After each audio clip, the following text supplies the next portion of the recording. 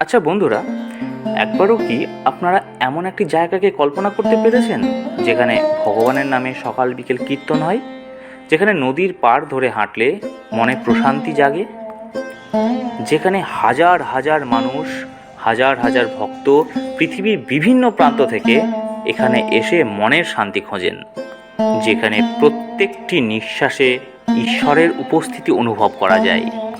চলুন আজকে আমরা ঘুরে দেখি পশ্চিমবঙ্গের নদিয়া জেলার এক অলৌকিক স্থান, Mayapur ISKCON. Good morning, good afternoon and good evening. Applied study হাবে আপনাদের সকলকে স্বাগত জানিয়ে শুরু করছি আজকের এই পর্ব। বন্ধুরা, শ্রীল অভয় চরণারবিন্দ ভক্তি বেদান্ত স্বামী প্রভুপাদ 1972 সালে বলেছিলেন, একদিন মায়াপুরে এমন এক বিশাল মন্দির হবে যেটা বিশ্বের মানুষকে আকর্ষণ করবে, আর ওখান থেকেই ভগবানের বাণী গোটা বিশ্বে ছড়িয়ে পড়বে। বন্ধুরা, আজ তার সেই ভবিষ্যৎবাণী সত্য হয়েছে। মায়াপুরে গড়ে উঠেছে TOVP, অর্থাৎ temple of the Vedic planetarium, যা বিশ্বের অন্যতম বৃহৎ মন্দির হতে চলেছে। মায়াপুর ইস্কন প্রতিষ্ঠা করেছিলেন ইনি শ্রীল ভক্তিবেদান্ত স্বামী প্রভুপাদ। এই স্থানটি শ্রী চৈতন্য মহাপ্রভুর জন্মভূমি হিসাবে পরিগণিত, যিনি 50 বছর আগে জগৎ জুড়ে নাম সংকীর্তনের ভক্তি আন্দোলন শুরু করেছিলেন, যেটা আমরা প্রত্যেকে ইতিহাসে পড়ে এসেছি। আর এই ইসকন কথাটির অর্থ হচ্ছে, এটা একটি অ্যাব্রিভিয়েশন ফর্ম, যার ফুল ফর্ম হচ্ছে international society for Krishna consciousness, যা গোটা পৃথিবীতে লক্ষ লক্ষ ভক্তের সংগঠন। এটা একটি ইন্টারন্যাশনাল সংগঠন, আন্তর্জাতিক স্তরে এর প্রভাব কিন্তু বিরাট। মায়াপুর ইস্কন মন্দিরে রাধা মাধবী নয়, পঞ্চতত্ত্ব ও নরসিংহদেবের বিগ্রহে প্রত্যেক দিন সেবা ও অর্চনা করা হয়। এই মন্দির শুধু একটি স্থাপত্য নয়, এটি একটি আধ্যাত্মিক শক্তি কেন্দ্র। সকাল সন্ধ্যা হয় কীর্তন, প্রসাদ বিতরণ এবং নানা ধর্মীয় আচার। বর্তমানে এখন তৈরি হচ্ছে বিশ্বের অন্যতম বৃহৎ মন্দির TOVP, temple of the Vedic planetarium. প্রায় 350 ফুট উঁচু গম্বুজ সহ এটি একধারে একটি মন্দির ও একটি জ্যোতির্বিজ্ঞান ভিত্তিক প্ল্যানেটোরিয়াম। এই প্রকল্প শ্রীল প্রভুপাদের একটি স্বপ্ন, যা বাস্তবায়ন হচ্ছে শুধুমাত্র ভক্তদের অনুদানে। মন্দির প্রাঙ্গণে রয়েছে একটি সুন্দর গোশালা, সামান্য একটু যেতে হবে, পায়ে হেঁটেও আপনারা যেতে পারেন, আবার গরুর গাড়িও রয়েছে, টোটোও রয়েছে, সমস্ত ব্যবস্থা কিন্তু তার মধ্যে রয়েছে, যেখানে গরুদের সেবা করা হয়। মায়ের মতো মাতৃভাব নিয়ে সেই সমস্ত গরুদের সেবা করা হয়। এখানে ভক্তরা নিজের হাতে গরুকে খাওয়ান, পরিষ্কার করেন, এও এক ভক্তি সেবার রূপ। গোশালায় তৈরি হয় প্রাকৃতিক পণ্য, যেমন গোময় দ্বীপ, গোচূর্ণ ও আয়ুর্বেদিক সামগ্রী। আর এই গোশালার ভেতরেই রয়েছে এই পণ্য বিপণনকারী একটি দোকান, সেখান থেকে আপনারা ইজিলি ডাইরেক্টলি ওখান থেকে ক্রয় করতে পারেন আপনাদের প্রয়োজনীয় সামগ্রী।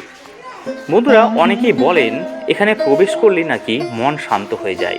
এই মন্দির নাকি এক অলৌকিক ঘটনার সাক্ষী রয়েছে দীর্ঘদিন ধরে। প্রভুপাদের সমাধির ঘরে যখন ভক্তরা প্রবেশ করতেন, সেখানে নাকি অটোমেটিক্যালি কোথা থেকে কোন আধ্যাত্মিক শক্তি এসে চোখ দিয়ে অনর্গল জল বের করিয়ে দিতেন। বন্ধুরা, মায়াপুর ইস্কন শুধু একটি ধর্মীয় স্থান নয়, এটি একটি পূর্ণ শিক্ষা ও সংস্কৃতির কেন্দ্র।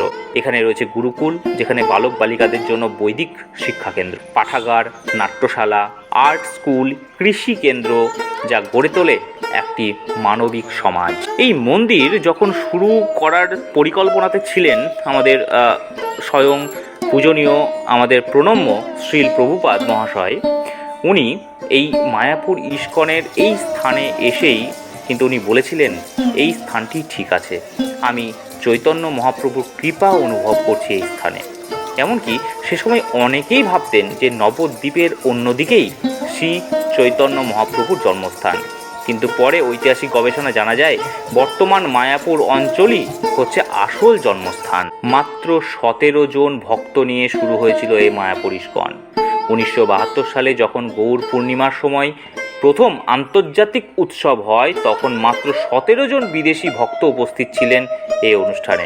আজ সেই সংখ্যাটা বেড়ে লক্ষে দাঁড়িয়ে গেছে এবং প্রতি বছর হাজার হাজার ভক্ত গোটা বিশ্ব থেকে এখানে আসেন। আর শুধুমাত্র ভক্তদের দানেই আজ নির্মিত হচ্ছে এই বিশ্ববিখ্যাত 350 ফুট উচ্চতা বিশিষ্ট TOPV এই গম্বুজাকৃতি মন্দির। এই মন্দিরটির চূড়াটা এতটাই উঁচু যে আপনারা কৃষ্ণনগর থেকে ধুবুলিয়া বা ধুবুলিয়া থেকে কৃষ্ণনগরের মাঝখানে ট্রেন পথে অনায়াসে এর চূড়া দেখতে পাওয়া যায়। আর এই মায়াপুর শুধু একটি মন্দির নয়, এটি একটি ভক্তির শহর।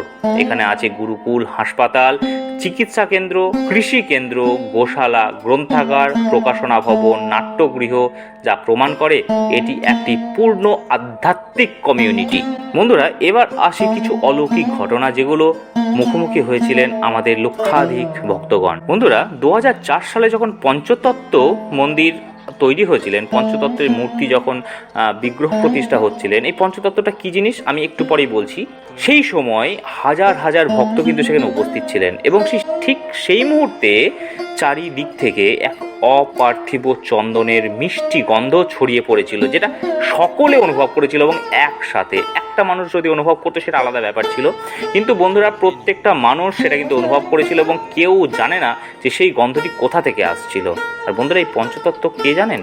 এই পঞ্চতত্ত্ব হচ্ছে শ্রী চৈতন্য মহাপ্রভু, নিত্যানন্দ, অদ্বৈত আচার্য, গদাধর ও শ্রীবাস ঠাকুর। এই 5 জনের বিগ্রহ একসাথে প্রতিষ্ঠিত হয়েছিল যখন এই অলৌকিক ঘটনার সম্মুখীন হয়েছিলেন হাজার হাজার ভক্তগণ। শুধু তাই নয়, অনেক ভক্ত বলেছেন শ্রীল প্রভুপাদের সমাধির মন্দিরের মধ্যে যখন ওনারা প্রবেশ করেন, এক অপার্থিব শান্তি ও আবেগে চোখে জল এসে যায়, যেন তিনি আজও সেখানে আছেন, দেখছেন এবং আশীর্বাদ করছেন। বন্ধুরা, এই গোশালার ব্যাপারেও কিন্তু একটা খুব অলৌকিক ঘটনা সকলের মুখে শোনা যায় যে এক ভক্ত প্রত্যেক দিন এক গরুকে দুধ দিতে আসতেন, কিন্তু হঠাৎ কোনো শারীরিক অসুস্থতার কারণেই হোক বা যাই হোক, সেই ভক্ত কিছুদিন ধরে দুধ দিতে আসতে পারেননি সেই গরুকে। কিন্তু বন্ধুরা, বিশ্বাস করবেন না, ওই গরু কিন্তু যে কদিন ওই ভক্ত গরুকে দুধ খাওয়াতে আসতে পারেননি, সেই কদিন ওই গরু ঠাঁই দাঁড়িয়েছিলেন, একটিও খড়, একটিও কিচ্ছু মুখে তোলেন। বন্ধুরা, তারপর যখন শারীরিক সুস্থতার পর সেই ভক্ত আবার পুনরায় সেই গরুর কাছে আসেন, তো সেই গরুর আচরণই চেঞ্জ হয়ে যায়। সেই গরু দুধ খাওয়ার আগে ওই ভক্তের গা ঘেঁষে দাঁড়িয়ে থাকেন এবং বারবার ওর দিকে মুখ তুলে তাকায় এবং দেখা যায় যে সেই গরুর চোখ দিয়ে অনর্গল জল বেরিয়ে আসছে। এবং সেই ভক্ত নিজে বলেন যে আমি অনুভব করছিলাম যে এই প্রাণীর মধ্যেও ভক্তি আছে এবং সম্পর্ক গড়ে উঠেছে আত্মার সঙ্গে। তারপর থেকে সেই ভক্ত তার সারাটা জীবন ওই গোশালার পেছনে কিন্তু অতিবাহিত করেন। বন্ধুরা, প্রতি সন্ধ্যায় বা উৎসবের সময় যখন শত শত ভক্ত একসাথে কীর্তন করেন, তখন অনেকেই বলেন যে তারা একটি দেবীয় শক্তির তরঙ্গের মতো কিছু অনুভব করেন শরীরের ভেতর। অনেকের মতে এটি শ্রী চৈতন্য মহাপ্রভুর করুণা। বন্ধুরা, এই মন্দিরে প্রবেশ করলেই হৃদয় জুড়ে যায় এক অনির্বাচনীয় শান্তিতে।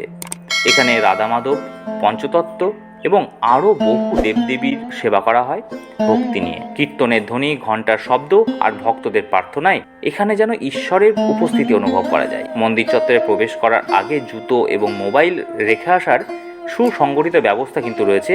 জুতো পরে একদমই প্রবেশ করা যাবে না এবং মোবাইল নিয়েও প্রবেশ করা যাবে না। মন্দিরের ভেতরে তো ছবি তোলা একদমই নিষিদ্ধ, সুতরাং কোনো মোবাইল বা ক্যামেরা নিয়ে মন্দিরে প্রবেশ করা একদমই নিষিদ্ধ। সুতরাং মন্দিরে প্রবেশ করার আগে অবশ্যই জুতো যেখানে থাকে সেখানে জুতো রেখে দেবেন এবং মোবাইলগুলো সঠিক স্থানে রেখে দেবেন। এই জুতো রাখা কিন্তু সম্পূর্ণ নিঃশুল্ক, কিন্তু মোবাইল রাখা এটা কিন্তু শুল্ক প্রদত্ত। বন্ধুরা, এই মায়াপুর শুধুই একটি পর্যটন স্থল নয়, এ এক অনুভব, এক জাগরণ, এক শক্তি এবং শিক্ষাস্থলও বটে।